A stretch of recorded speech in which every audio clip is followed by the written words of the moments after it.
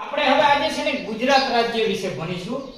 આપણું ગુજરાત રાજ્ય છે એનું પાટનગર કયું છે? બોલજે. પાટનગર ગાંધીનગર છે. ખૂબ સરસ. જો આપણું ગુજરાત રાજ્ય છે ને સાહેબ, આ બોટલમાં હાથમાં પાણી આવતું છે. એવું લાગે છે બિઝનેસ શોધવા પડી છે. અરે આ ભૂકંપ છે, બધા સલામત જગ્યાએ બેસી જાઓ.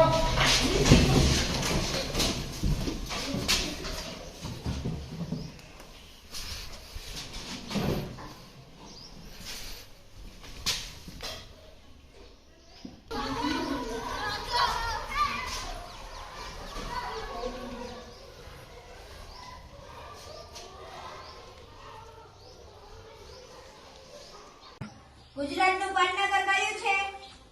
ટીચર, ધરતી ધ્રુજતી હોય એવું લાગે છે. એવું તો લાગે જ છે.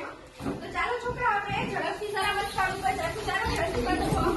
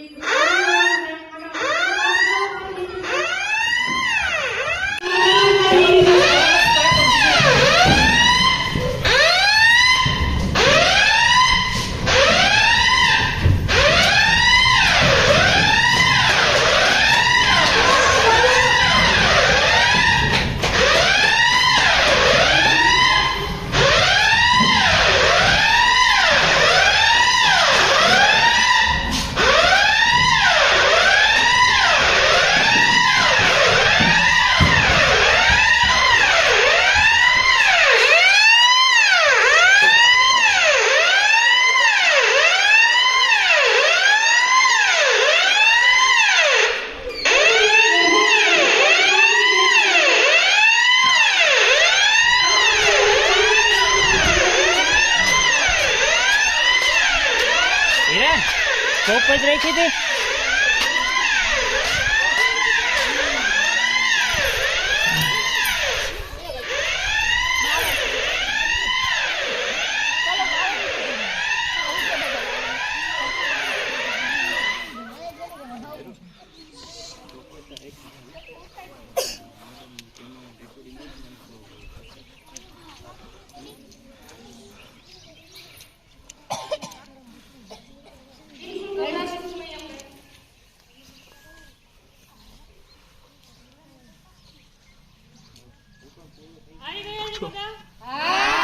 તમારે કોઈ મિત્ર કે સાથીદાર ક્લાસમાં નથી રહી ગયા ને?